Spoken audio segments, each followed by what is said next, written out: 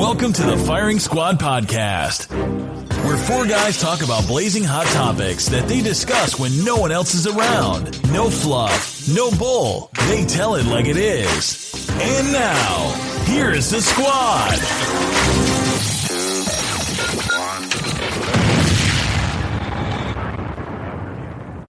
All right, fellas, we are back. I forget which pod we on. We're gonna stop counting. Yo, what's up? It's Ham. And you got Lance. Yo, what's up? It's Creekmore. Yo, it's your boy Lyles. And we got a new member to the squad. Very big addition. New addition to the team. What's up, fellas?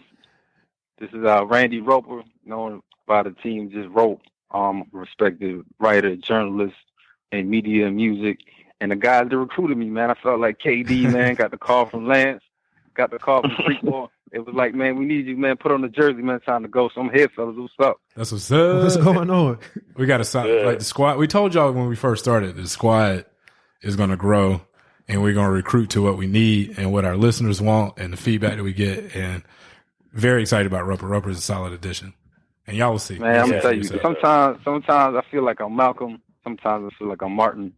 And right now, I just feel like I don't know what's going on with this Donald Trump stuff and this election stuff. I don't know who I am right now. We about to get into it, figure it out, man. So let's just talk about it. And don't think we just got a dude from the Low Country because we just needed like that Charlemagne character on our show. Because we wasn't even thinking that before. Right? Charlton, man, yeah, I'm really on edge, man. You know, they shooting us in the back, man. They going in our church and shooting up, man. So I guess you gotta need somebody with that Charleston spunk in you. I'm about to bring it, boys. Chuck. So look, we post election. We gonna touch on a whole number of topics. You know what it is. We got our boy Dave Chappelle rocked it out on Saturday Night Live. Had a funny ass skit. It was super funny, but very relevant. His monologue was great too. Let's go ahead and catch the last part of that skit, and we'll go ahead and give you a little. All right. So let's see if we can make this work.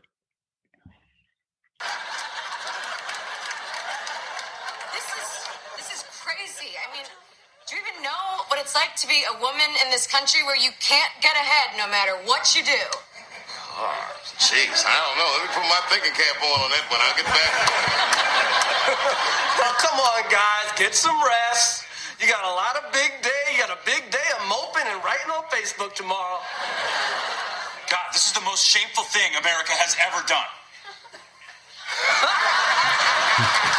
Put that laugh. All right, so basically that was the end of a skit talking about it was just describing how white people it went through their whole process of finding out Hillary was going to lose. You know, what's those 7 states or whatever? It's like denial something. Anybody remember those from school? Like you know what I'm talking about?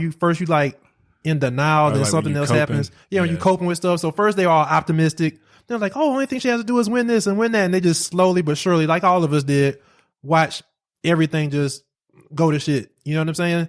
And then they just had to come to grips with, you know, kind of feeling disenfranchised, like their voice didn't make a difference, feeling hopeless around 2 black guys, Chris Rock, Dave Chappelle in the apartment with a group of white people. And they were just expressing their feelings. And it almost sounded like, you know, they were black for once. What we've been screaming for. What we've been screaming for the whole time. Yeah. So let's get some views and stuff on how everybody felt about that skit, the relevance of it. Rope, since you new guy on the block, new kid on the block, what you got? Yeah, I really felt the same way that Dave Chappelle felt in that skit. It was like all these white people around him just surprised by what's going on, but we like, the country is racist. Like, we've been knowing that forever. It's always been like the elephant in the room. People don't want to say that, but now you see that, and it's starting to come out. And now it's starting to come out even more and more now that Trump has been elected. It's like he done empowered some of these racist people to come out here and call us the N-word and treat us certain types of ways.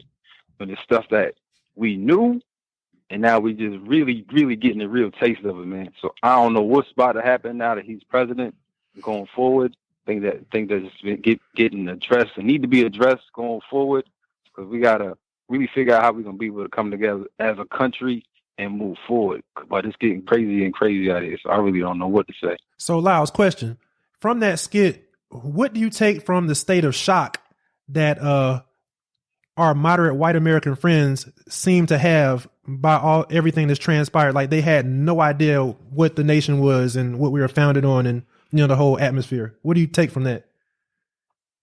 man, I take from it is I guess the same thing that we kind of touched on a little bit in some of the previous pods. It's just the fact that they've just been blind to everything that's going on because it's not their world, it's not their life, and so previously, like we talked about kind of before, there's never been someone.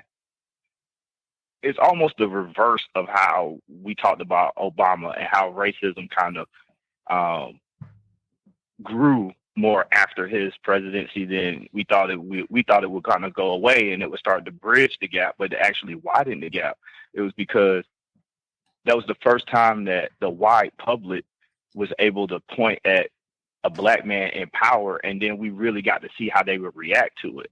So that was the first time we were able to hear universal opinions because he was in such a high place that everyone was talking about him. And this is kind of like the flip side of that with Trump. Is now you get somebody else that's in the spotlight that represents the opposite. And now they're looking at it like, oh, well, this is really how America is. This is really how my friends are. This is really how my relatives are. Yeah. It was like a mask or something was pulled off of their eyes for the first time because, I mean, just like Chris Rock and Dave Chappelle said in that skit, this is stuff that we've been dealing with our entire lives. And we already knew the reality of what America is, just like Roper just said. America is rooted in racism. Founded on it. And even all of the stuff that we talked about before with the fact that it's okay to have the Washington team that I'm not going to name as a mascot. The fact that the Cleveland Indians have an Indian as a mascot.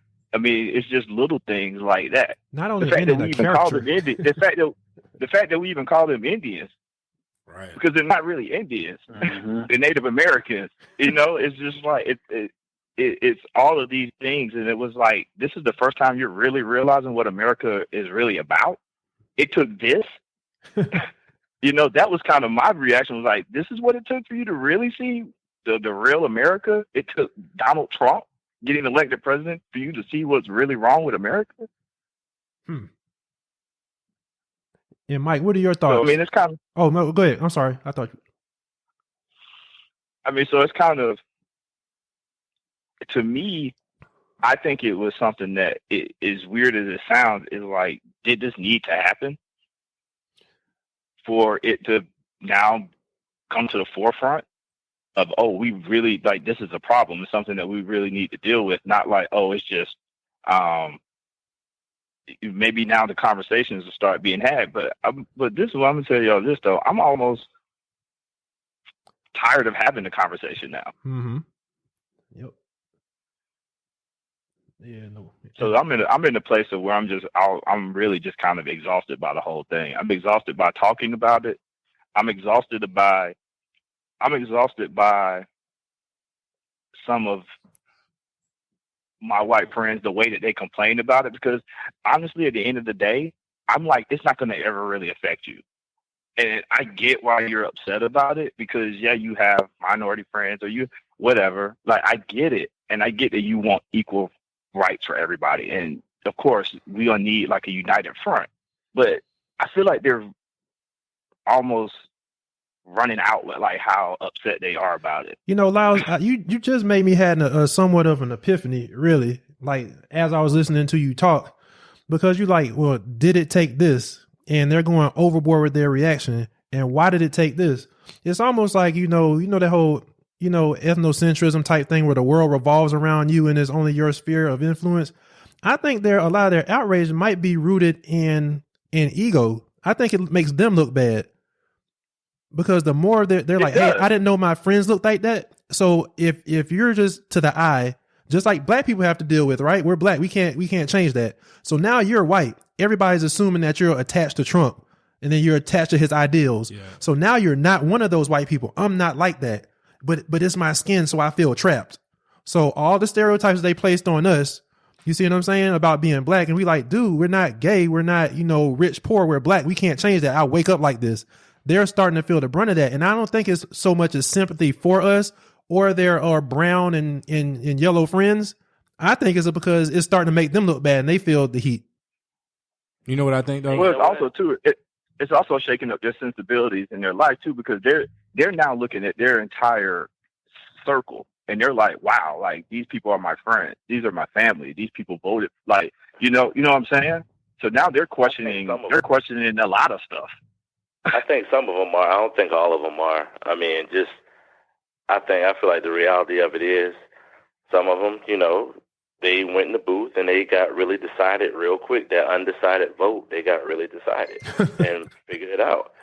But I think a lot of it is they live behind a veil. So, of course, no one wants to publicly come out. If you're not one of those, you know, diehard Trump supporters, you know, it's kind of like you draw your line in the sand and they chose a side. But they don't want us to see. I don't think all of them want us to see the side that they chose. That's really how I feel about it. And as far as the results go, I kind of felt like it wasn't too surprising when you sit back and think about it. It wasn't too surprising. It was disappointing, yeah, but I think it also, you know, showed the country that whole kumbaya moment that you thought you had back in 2008 didn't really happen. Like it happened, but it was just a distraction. The same thing was still there. I mean, it really wasn't much different. And I feel like at the end of the day, the reason why it happened and the reason why it rose up is because I have reached the voicemail box of 404-849. Sorry, Randy had dropped off, so I'm gonna have to add him back. Hello? Go ahead. I'm gonna have to add Randy back. Oh, okay. Okay. Keep going? Yeah, keep going. Okay. But no, it's just one of those things to where it's just, you know, I really feel like it's a saying that goes, and if you really think about it, I don't know if you guys have heard it before, but they'll always say, you know, equality for minorities feels like oppression for white America. The moment when Barack Obama was selected or elected president of the United States, that was a moment that everyone could say, oh, well, that's equality. You know, now we're all equal. A black man can become president in the United States, and everyone felt good about it. Well, for the majority that's used to, you know, having things their way, that feels like oppression. When you're used to things being a certain way, and now, you know, the scales have kind of tipped and it's evened out, that feels unsettling. So, you know, now that things are considered to be equal, now you start feeling like, okay, I don't have the edge that I have anymore. So, I mean, I think that those feelings right there is what prompted the election of Donald Trump. Here's my thing. They all galvanized together and pushed forward to make sure that wouldn't happen again. Here's the thing, because I agree with everything that you guys just said, so I'm not going to talk a lot about it. But I think this is the white folks' first true woke, quote, air quotes, woke moment. Meaning for conscious. This is the first time they've ever had a woke experience. And black folks been using that moniker forever. But when they woke up and they saw that Donald Trump was the president, it was the first time they was like, oh, shit is real. And this is why you see to this day, to my knowledge, they probably march tonight. They've been marching in the streets every single day. So I actually think it's a good thing. Because unfortunately, our voices, no matter how loud we are, will never be heard because it just doesn't matter to most people. Mm-hmm. But the fact that they've had their first woke experience or moment, now maybe some things can get done. Let's pin that because remember just that, what you just said just now, we're going to come back to it. Okay. And that's my thought. So maybe I hated that it had to happen, but unfortunately for shit to happen, for us, it's usually not us that's got to be screaming about it. It's got to be somebody else. For change to happen, and we're gonna go into like Dave Chappelle's monologue because we heard a little bit of the skit and that was the funny part of it, but the way he ended his monologue was on a serious note, and I want to play that in the last couple minutes of it, and then we'll get a response because I got a question I think is gonna throw y'all off a little bit, and I want to get y'all's opinion on it. So let's play that. Give me 1 second. And everybody had a chance to listen to that, right? To his monologue. Yeah. Yeah. They've been playing it. They've been playing it on. Wait, did him say how he felt about it? What he thought about it?